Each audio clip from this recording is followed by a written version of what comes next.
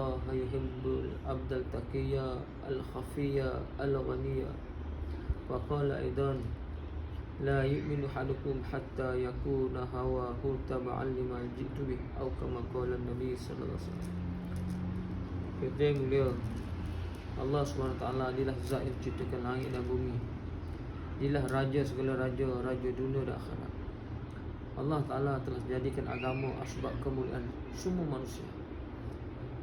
Siapa saja ada hubungan dengan agama, dia telah dimuliakan oleh Allah. Apa-apa keadaan, benda, binatang, makhluk, segala perkara yang ada hubungan agama, maka hakikatnya dia telah pun dimuliakan oleh Allah.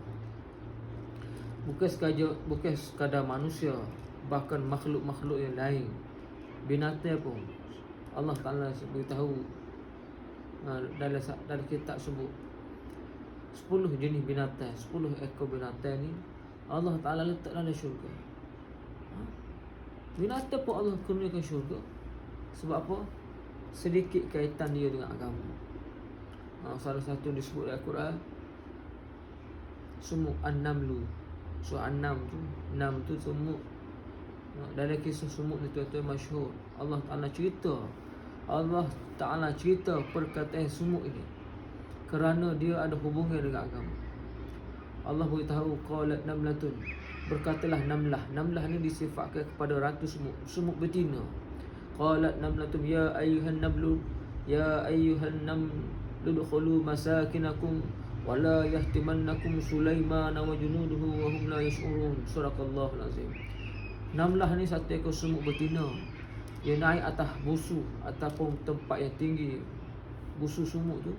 Dia bertempik dengan kadar suara dia. Dia kata, wahai sumuk sekalian, ya ayuhan nam, wahai sumuk sekalian, udkhulu masakinakum, masuklah kamu semua ke dalam lubang-lubang kamu.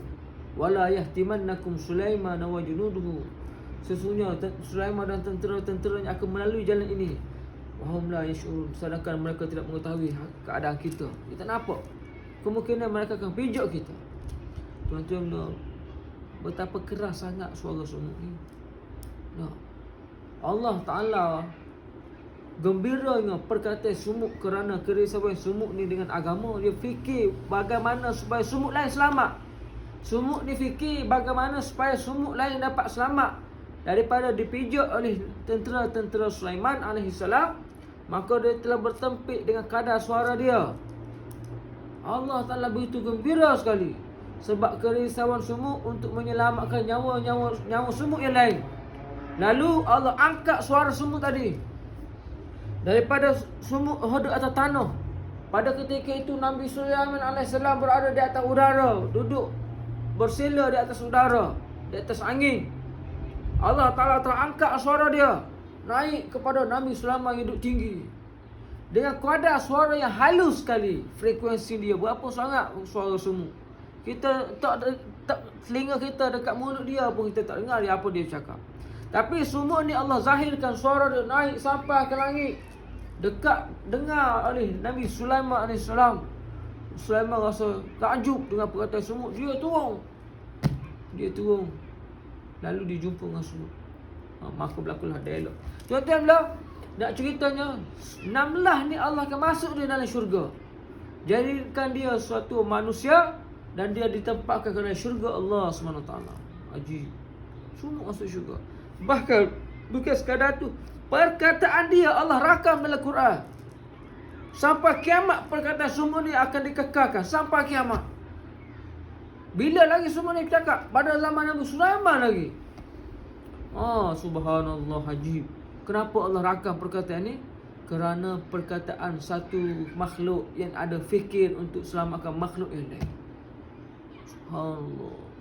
Tuan-tuan, lagu mana? Bagaimana sekiranya manusia, umat Nabi sallallahu alaihi wasallam, sebaik-baik penciptaan, sebaik-baik manusia, sebaik-baik kejadian, sebaik-baik umat ini, fikir bagaimana supaya manusia yang lain, supaya umat Nabi yang lain dapat selamat daripada azab Allah. Bila kerisauan yang ada pada kita pun Allah akan mulia lebih pada semut lagi. Tuan-tuan, 10 ekor binatang disebut dalam kitab, dalam Quran Allah sebut. Lagi Allah sebut apa? Allah sebut kisah Kitmir, Ar-Rakim, Rakim ni surah apa? Surah Al-Kahfi tu ayat kelima. Kalau kita baca tak mari ayat tu. Alhamdulillah lazi wala dalam surah Al-Kahfi tu Allah beritahu keadaan satu ekor binatang yang ni anjing kitmir, namun setengah riwayat kata tu, setengah riwayat kata Allah tak sebut nama dia. Allah sebut Ar-Rakim. Ar-Rakim ni ulama tafsir kata semut, ada kata batu bersurak. Tapi kisah ni telah disebutkan bahawa satu ekor anjing telah ikut ni yang pemuda Ashabul Kahfi. Allah tak sebut juga bilangnya dia. Allah sengaja sembunyikan bilangnya. Allah hanya beberapa orang pemuda yang lari daripada satu kerajaan, satu raja yang zalim, semata-mata untuk selamatkan iman mereka. Allah kata hanya ramai orang khilaf. Berapa orang? Ada kata 4, ada kata 5, ada kata 6. Tapi Allah kata hak sebenarnya hanya sedikit saja yang tahu. Wa qalilu. Apa ayat tu? Dan Ibn Abbas tafsir, akulah orang yang Allah maksudkan, salah seorang yang Allah maksudkan, hanya sedikit saja hamba-Ku yang tahu. Ibn Abbas kata, akulah orang yang tahu bilangnya jumlah mereka, iaitu ni orang. Jumlah pemuda yang larikan diri untuk selamatkan iman, yang ikut bersama mereka ni apa? Satu ekor anjing. Anjing ni dia tidak buat apa-apa. Tuan-tuan, dia tengok pemuda ni lari masuk dalam gua, dia pun ikut. Dia pun masuk dalam gua juga.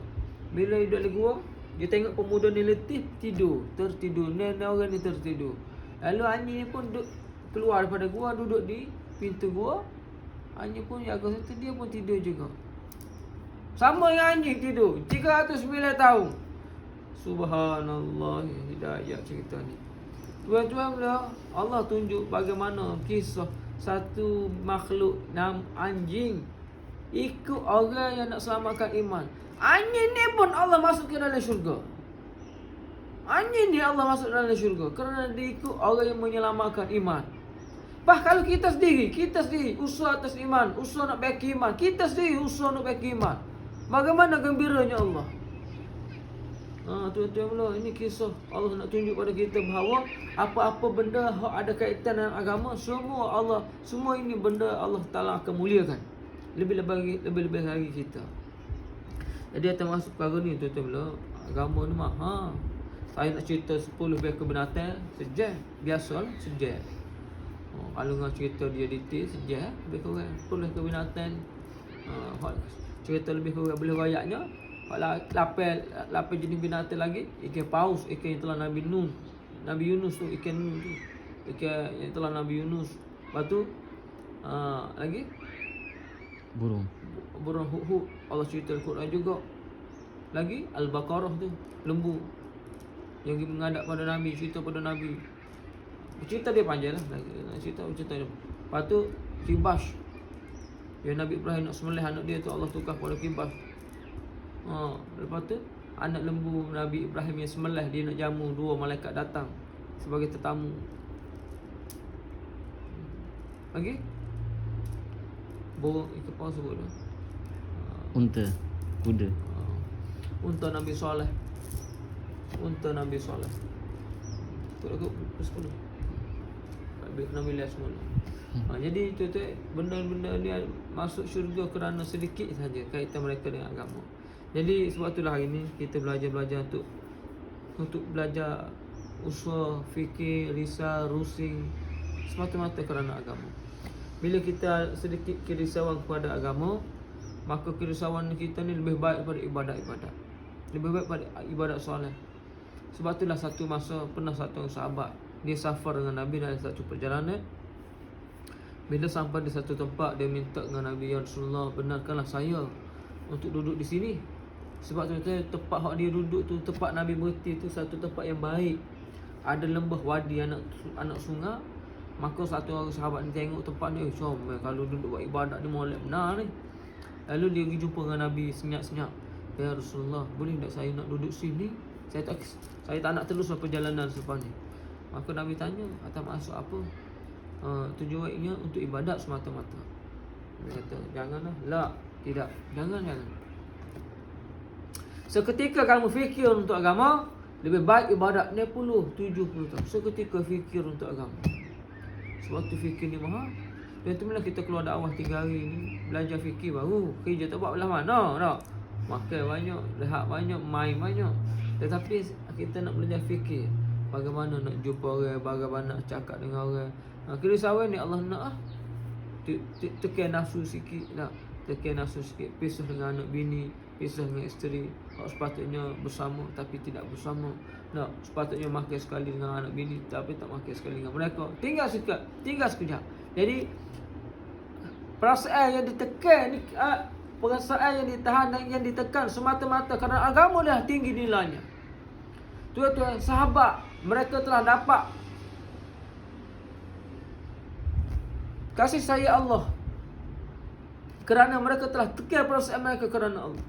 Dan Maulana sebut, ulama kita beritahu, barang siapa korbankan harta kerana Allah, barang siapa korbankan harta kerana agama Allah, maka dia akan dapat cinta akhirat. Dia akan dapat cinta akhirat. Dan siapa yang korbankan perasaan dia ni, perasaan hati dia kerana Allah, kerana agama Allah, maka dia akan dapat cinta Allah. Allah tak akan kurniakan kepada mereka ni cinta Allah. Bila dah dapat cinta Allah, tuan-tuan, anak bini awak mereka sayang pun mereka boleh tinggal. Ya Allah, kita tak faham. Apa sahabat boleh tinggal sampai 7 tahun, ada sampai 5 tahun, ada sampai 27 tahun. Ada kita balik-balik. Tuan-tuan, sahabat bukan dia tak ada keluarga, dia ada macam kita juga. Dia ada kerja, ada keluarga. Hazrat Muaz ibn Jabal radhiyallahu anhu, dia pergi ke Yaman. Nabi hantar dia ke Yaman. Nabi bagi dia pesanan, nasihat semasa dalam perjalanan nak pergi ke Yaman. Nabi kata, wahai Muaz, buat banyak pesanan Nabi, buat baiklah kepada orang, hormatilah orang, nak takwalah kamu kepada Allah. Lepas tu Nabi akhir perkataan Nabi kata, wahai Muaz, sempurna sekembalinya kamu ke Madinah, kamu tidak akan jumpa aku lagi. Kamu tidak akan jumpa aku lagi. Betul bila sahabat dia faham. Masuk perkataan Nabi tak kecek saja-saja. Nabi kata kamu tidak akan jumpa aku lagi. Bila Nabi kata mu tak akan jumpa aku lagi, Muaz faham bahawa selepas ni kemungkinan besar Nabi akan wafat. Dengan kerana tu dia berjerit, menangis. Tapi dalam masa yang sama dia nak ayatkan Nabi tak mampu. Nak ayat tak segi, tak boleh. Sahabat ada sifat taat. Dia tekan nafsu dia. Nafsu dia kalau boleh naklah bersama dengan Nabi. Sampai mati kalau boleh nak bersama dengan Nabi. Tapi di atas satu takaza, satu keperluan agama, Nabi hantar dia ke Yaman. Pergi ke Yaman supaya dakwah orang Yaman. Dia pergi. Tengah-tengah jerit tu, dia pacu kuda dia dengan laju. Maka Nabi panggil dia, ya Muaz, dia tak paling dah lah. Dia pecuk laju, dia tak paling belakang dah. Nabi panggil pun dia tak paling. Tu ada orang tengok peristiwa ni. Selepas kewafatan Nabi SAW, bila orang atas surat ke Yaman beritahu Muaz bahawa Nabi telah wafat, dia balik. Tuan-tuan, bila dia balik, adalah orang yang lihat peristiwa semasa Nabi hantar dia. Maka orang ni telah kata kepada Muaz, zalimmu, zalim. Sanggup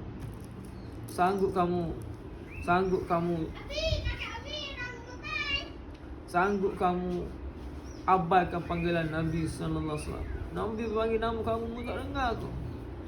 3 kali Nabi panggil nama kamu tak paling pun, kamu tak tahu. Zalim kamu Muaz. Tak patut muat lagu tu. Betul mula Muaz kata, bahkan aku dengar panggilan Nabi, jelas panggilan Nabi, tetapi aku tak sanggup untuk tengok ke belakang. Pecahnya hati aku bila dengar Nabi kata, kamu tidak akan jumpa aku lagi. Sedangkan Nabi hantar aku pergi ke Yaman atau masuk agama. Tiba-tiba dalam keadaan aku buat usaha tu, Nabi tidak akan wafat. Dan aku tidak akan jumpa Nabi selepas ni. Aku tahu aku tidak akan jumpa Nabi lagi selepas ni. Aku tak sanggup nak paling belakang. Takut hati aku pecah, tak mampu nak pergi. Tuan-tuan mula sahabat dia rela tekan hati dia. Dia rela tekan perasaan dia. Semata-mata kerana inilah ulama kata, sahabat mereka telah dapat cinta Allah, cinta Rasul, sampai mereka boleh tinggal segala perkara hatta keinginan hati dia sendiri. Jadi kita masuk pada ni lah tuan-tuan. Kita nak belajar korban sedikit perasaan kita, tinggal kesenangan, kemewahan kita, keluar jalan Allah, ajak manusia kepada Allah, ajak manusia kepada usaha agama. Bagaimana supaya setiap umat Nabi ni bangkit semula buat usaha, supaya setiap umat ni buat kerja ni, setiap umat buat kerja ni. Kerja apa dia? Kerja mengajak manusia kepada Allah. Jumpa manusia, umat jumpa umat. Setiap kita ni supaya setiap umat Nabi ni ada sifat ni. Sifat apa? Fadzakir, beri peringatan, fa inna zikra tanfa'ul mu'minin. Allah kata, Nabi pun kata, dalam hadis pun ada, ikut pun ada.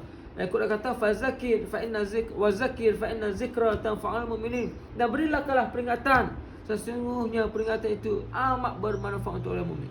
Supaya setiap orang beriman ni we peringatan belaka. Ha ni cerita, we ingat kau ni, we peringatan kau ni. Setiap manusia ni we peringatan macam sahabat. Nah, sahabat tu tahu walaupun sama-sama ni ijlis bina nu'min sa'atan. Mari kita duduk mata kita beriman pada Allah. Ijlis bina nu'min sa'atan. Abu Hurairah jumpa sahabat besar. Mari kita duduk sebentar, kita beriman sebentar. Abu Zar jumpa sahabat kata, ijlis bina nu'min sa'atan. Mari sebentar kita bermuzakarah pasal iman. Jadi inilah keadaan sahabat. Masing-masing memberi muzakarah, memberi peringatan kepada orang lain. InsyaAllah tuan-tuan, moga-moga lepas ni kita akan buat ziarah. Moga asbab kebaikan kita buat ni Allah jadikan sebagai hidayat. Jadikan sebagai asbab hidayat untuk kita, anak kita, keluarga kita, untuk seluruh umat Nabi sallallahu alaihi wasallam. Dan kita pergi dengan adab lah, kita pergi dengan ziarah atas masuk agama, kita betulkan niat kita. Kita pergi rumah siapa-siapa, kita kena bawa sedikit barangnya, nak dalam bentuk ta'awun, bantuan, belilah sekut rati sebagainya. Lepas tu kita tak cakap banyak sangat dah, kita tanya khabar. Lepas tu kita tashkir supaya kalau boleh dibagi kepada majlis kita nak buat malam ni, dan supaya dia pun boleh ambil bahagian dalam usaha agama, supaya setiap umat ni tidak terkesir dengan keadaan halat fitnah hak berlaku hari ni. Itulah hari ni umat secara keseluruhannya duduk dalam ketakutan. Dia panggil duduk dalam wahan ni, duduk dalam ketakutan, ragu-ragu, taraduk. Ya ke lama buat gini jadi gini kan, lama soalan kena menyakit kan, lama tu baik rumah kan kena gini kan. Manusia duduk taraduk, duduk dalam ragu-ragu dan waham. Jadi takut, semua takut nak semaya, takut nak jumpa orang. Benda ni tu kita kena buat. Tidak ada ketakutan melainkan ketakutan pada Allah.